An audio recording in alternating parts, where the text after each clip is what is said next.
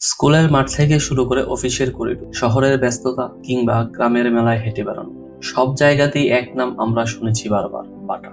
এই নামটা শুধু একটা ব্র্যান্ড নয়, আমাদের জীবনের এক অবিচ্ছেদ্য অংশ, একরকম অনুভব। কিন্তু কখনো কি ভেবে দেখেছেন এই বাটার সূচনা কোথায়?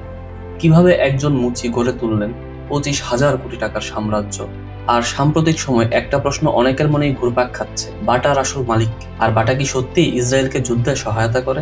চলুন গ্রোদেশের সঙ্গে ডুবে যাই বাটার ইতিহাসে। থমাস বাটার জন্ম 17 সেপ্টেম্বর 1875 সালে চেক রিপাবলিকের জিলিন নামক ছোট্ট একটি শহরে। তার পরিবারের ছিল জুতা তৈরির ব্যবসা। তার পূর্বপুরুষরা প্রজন্মের পর প্রজন্ম ধরে জুতা বানানোর সঙ্গে যুক্ত ছিলেন। 1894 সালে মাত্র 19 বছর বয়সে থমাস তার ভাই অ্যান্টনিন এবং বোন আনাকে নিয়ে বাটা শু কোম্পানি প্রতিষ্ঠা করেন। শুরুর দিনগুলো মোটেও সহজ ছিল না। পুঁজির অভাব, মান নিয়ে প্রশ্ন আর লোকসানে ডুবে যাওয়া, এসব ছিল প্রতিদিনের বাস্তবতা। এমনও সময় এসেছিল যখন কোম্পানি প্রায় দেউলিয়া হয়ে গেছিল। কিন্তু থমাস ছিলেন ভিন্ন মাটির মানুষ। হাল না ছেড়ে তিনি খুঁজলেন সমাধান। তিনি বুঝলেন সাধারণ মানুষের প্রয়োজন কম দামের টেকসই জুতা, আর সেই চিন্তা থেকেই জন্ম নেয় মাস প্রোডাকশন আইডিয়া। ইউরোপে প্রথমবারের মতো থমাস চালু করলেন মেশিনে জুতা তৈরি, কম খরচে দ্রুত উৎপাদন। কিন্তু থমাস শুধু ব্যবসায়ী ছিলেন না, তিনি ছিলেন কর্মীদের প্রকৃত নেতা। কর্মীদের জন্য তিনি তৈরি করেন বাসস্থান, স্কুল, হাসপাতাল, এমনকি সিনেমা হল পর্যন্ত। তার শহর জিলিন হয়ে ওঠে এক আদর্শ শহর। 1930-এর দশকে বাটা ছাড়িয়ে যায় ইউরোপের সীমানা, পা রাখে ভারত, আফ্রিকা, কানাডা, এমনকি এশিয়ার নানা প্রান্তে। ভারতের কলকাতায় তৈরি হয় বাটা নগর নামে সম্পূর্ণ একটি শহর, শুধুই বাটা কারখানা ও তার শ্রমিকদের থাকার জন্য। কিন্তু ভাগ্যের নিষ্ঠুর পরিহাস, 1932 সালে মাত্র 56 বছর বয়সে বিমান দুর্ঘটনায় মারা যান থমাস বাটা। থমাসের মৃত্যুর পর তার ছেলে থমাস জুনিয়র বাটা পিতার স্বপ্নকে এগিয়ে নিয়ে যান।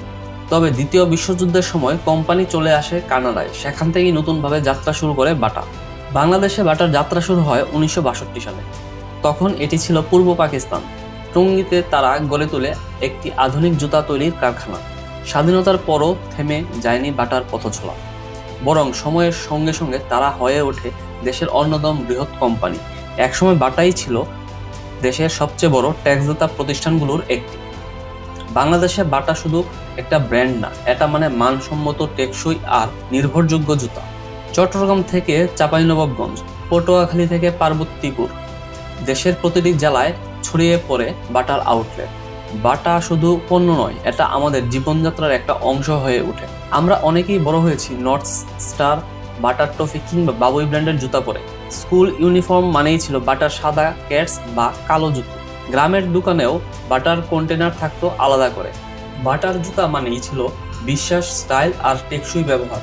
এভাবে ধীরে ধীরে বাটা শুধু ব্র্যান্ড নয়, হয়ে ওঠে আমাদের জীবনের এক অবিচ্ছেদ্য অংশ।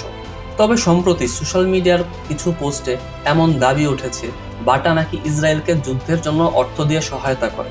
এই প্রশ্ন খুবই স্পর্শকাতর এবং গুরুতর। তাই চলুন জেনে নেই এর সত্যতা।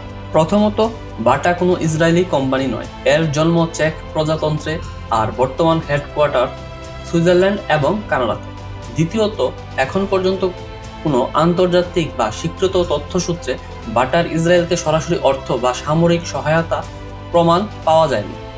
এছাড়া বাটার মালিকানাও রয়েছে প্রতিষ্ঠাতা পরিবারের হাতে। বর্তমান চেয়ারম্যান থমাস বাটা জুনিয়র, যিনি একজন ইউরোপিয়ান খ্রিস্টান, তিনি বা তার পরিবারের কেউই ইহুদি ধর্মাবলম্বী বলে কোনো তথ্য নেই। সুতরাং যতক্ষণ পর্যন্ত কোনো নির্ভরযোগ্য তথ্য বা প্রমাণ পাওয়া না যাচ্ছে, ততক্ষণ পর্যন্ত বলা যায় বাটা কোনো সামরিক সহায়তার সঙ্গে জড়িত নয়। এটি একটি আন্তর্জাতিক কমার্শিয়াল ব্র্যান্ড, যার লক্ষ্য জুতা বিক্রি, রাজনীতি বা যুদ্ধ নয়। বেশি লাভ, বড় মার্কেট কিংবা ফ্যাশনেবল ডিজাইন, সবকিছুই আজকের ব্র্যান্ড দুনিয়ার নিয়ম। তবে বাটা এখনো টিকে আছে তার বিশ্বস্ততা দিয়ে। প্রজন্মের পর প্রজন্ম ধরে আমাদের সঙ্গে থাকা এই ব্র্যান্ড আজও ভালো মান, স্থায়িত্ব আর আস্থার নাম। বাটার প্রতি আপনার ভালোবাসা হয়তো এখনো আগের মতোই, তবে তথ্যভিত্তিক সচেতনতা আমাদের সবার থাকা উচিত। এই ছিল বাটার অজানা ইতিহাস ও আলোচিত প্রশ্নগুলোর স্পষ্ট জবাব।